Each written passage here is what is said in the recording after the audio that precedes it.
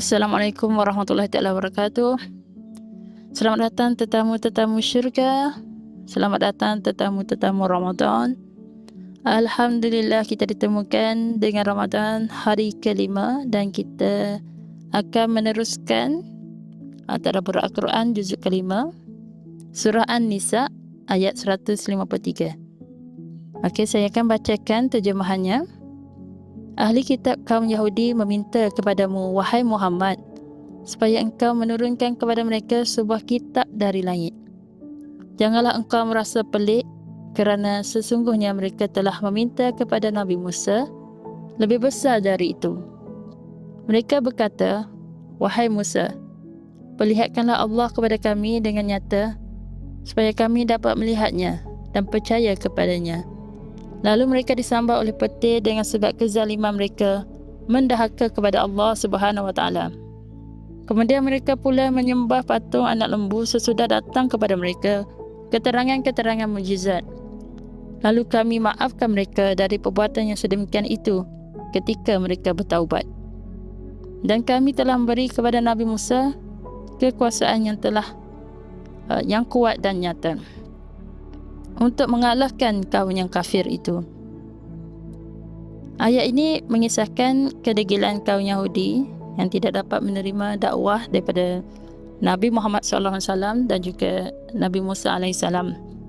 Lalu Allah mengingatkan Nabi Muhammad SAW dengan perjuangan dakwah yang terdahulu, di mana Nabi Musa AS juga ditentang oleh nenek moyang kaum Yahudi dalam menyampaikan dakwahnya. Permintaan yang biadab satu pada zaman Nabi Muhammad SAW, iaitu menurunkan kitab terus dari langit. Pada zaman Nabi Musa AS untuk menjelmakan Allah SWT secara nyata, secara naked eyes. Juga itu satu perbuatan yang permintaan yang biadab dan mereka telah dihukum dengan panahan petir. Dan untuk pengajaran daripada ayat dari peristiwa dakwah Nabi Musa AS, motivasi diri dalam berdakwah, jadikan Nabi Musa AS sebagai mentor. Apabila kita berasa lemah dalam semangat memperjuangkan sesuatu kebaikan, ingatlah Nabi Musa telah menghadapi lebih teruk daripada itu. Kedua, selamilah kisah Nabi Musa AS yang paling banyak diceritakan dalam Al-Quran tentang dakwahnya. Dari segi ranking, kalau ikutkan apa yang diperkatakan, Nabi Musa adalah ranking nombor 1 dalam Al-Quran yang paling banyak diperbicarakan, maafkan saya. Dan seterusnya, kedegilan kaum Yahudi ketika Nabi Musa AS boleh dikatakan di sini adalah menginginkan diperlihatkan Allah dengan nyata setelah melihat penurunan kitab Taurat. Kedua, menyembah lembu, patung lembu sesudah melihat mukjizat Nabi Musa AS menyeberang Laut Merah, mengeluarkan air dari batu dan lain-lain. Maksudnya dah ditunjukkan bukti mukjizat pun masih lagi ingkar. Diturunkan kitab Taurat pun dia minta lain pula. Maksudnya bila kitab diturunkan pun dia minta nak tengok Allah pula. Sentiasa berdegil, sentiasa melakukan perbuatan-perbuatan yang biadab. Sangat suka berbalah dan tidak mendengar walaupun yang disampaikan itu adalah satu kebaikan, walaupun yang disampaikan itu adalah benar, tetapi dia lebih prefer untuk buat perkara-perkara yang dia suka. Masa zaman Nabi Muhammad SAW, perbuatan yang mereka suka adalah riba. Bagi mereka riba itu menguntungkan, dan apabila dihalang, ditegah oleh Rasulullah, of course mereka sangat tak sukalah. Mereka minta tu kitab tu, bukan dia minta kitab untuk mereka beriman dengan Rasulullah dan Allah, tetapi mereka minta tu supaya kitab yang turun tu setuju bahawa riba itu adalah dihalalkan. Dia nak kita ikut dia, bukan dia nak ikut benda yang betul. Itu perbuatan ya Yahudi lah. Memang macam tu. Memang degil, ditunjukkan banyak kali. Dah diterima takdir-takdir yang buruk lah. Maksudnya lepas perbuatan mereka tu Allah dah timpakan bencana, tapi tetap sama. Memang keturunan tu memang ada masalah lah, senang cerita sampai sekarang pun. Dan Allah menerima taubat. Sejahat-jahat mana pun, sebiadab mana pun kaum Yahudi tu, bila dia bertaubat, Allah terima. Termasuklah kita, kalau kita buat dosa besar macam mana pun, kalau kita bertaubat, Allah akan terima. Asalkan kita buat taubat nasuha, taubat yang seikhlas-ikhlas hatinya, kerana Allah Ta'ala. Nak buat perubahan kerana Allah Ta'ala, lillahi ta'ala, bukan sebab lain, sebab itu ini tak, sebab nak kaya ke tak, sebab dah jatuh miskin ke tak, sebab sakit teruk kena solat taubat. Bukan sebab tu semua tu, bukan. Itu boleh jadilah 1, 2, 3 penyebab kenapa kita mula berubah. Tapi tetap bila nak berubah tu kena niat kerana Allah Ta'ala, buat sesuatu kena niat kerana Allah Ta'ala.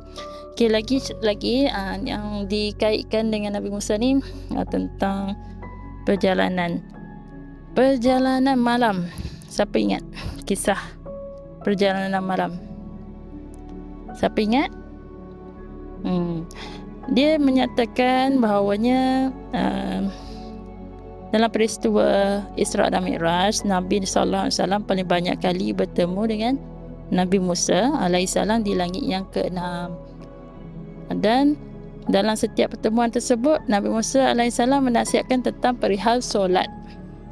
Ini menunjukkan solat menjadi kekuatan dalam perjalanan dakwah Nabi Muhammad SAW dan juga Nabi Musa alaihissalam.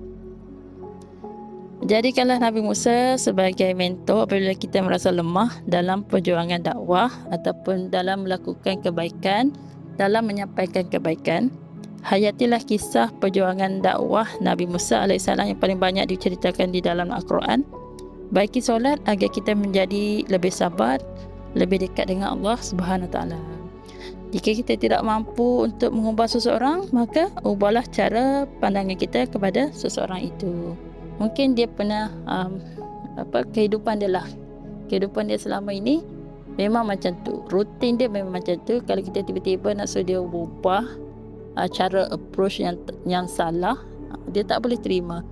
Mungkin apa yang kita sampaikan tu betul, tapi cara tak betul, tapi kita kena faham situasi dia juga. Semua tu kena ambil kira lah, dia kena jadi bijaksana. Okey, so kita teruskan lagi dengan apa lagi yang disampaikan kat sini adalah ujian yang datang dalam kita menyampaikan sesuatu kebaikan, mendidik diri kita menjadi lebih kreatif dan berjiwa besar. Sebab kita tahu cara ni tak kena, so kita akan cuba olah lah macam mana penyampaian yang terbaik. Kalau kita nak ajak orang melakukan kebaikan, macam mana cara nak approach tu. Dan kita ketahui daripada zaman Nabi-Nabi, kesemua Nabi-Nabi mengalami tentangan dalam menyampaikan kebaikan. Tetap ada orang tak suka, confirm itu confirm. Yang suka tu suka, yang tak suka tetap ada. So kita kena bertabah dan cuba lakukan perubahan lah dalam cara kita menyampaikan, memberi pesanan, macam itulah.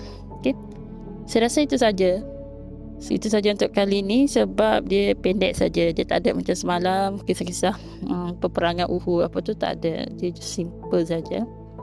Mungkin kita akan temui kisah yang lebih berat dalam juzuk ke-6 nanti. Kita tak tahu, sama-sama kita nantikan. Okay, sampai sini saja. Terima kasih kerana mengikuti Tadabbur Al-Quran, dan saya doakan kita sama-sama beroleh berjumpa dengan malam Lailatul Qadar dan dapat nikmat Lailatul Qadar untuk kita, dapat untuk kita lah. Okey, jumpa dan dapat untuk kita. Semoga hati-hati kita menjadi lembut, kita kembali kepada Allah, setiap benda yang kita buat ingat Allah, dan sentiasa berubah dari hari ke hari lebih baik daripada hari yang sebelum. Walaupun kita sering dengar perkataan ni ataupun kata-kata ni, hari ini adalah lebih baik daripada semalam, tapi adakah kita apply betul-betul, buat dan betul-betul fokus untuk berubah tu?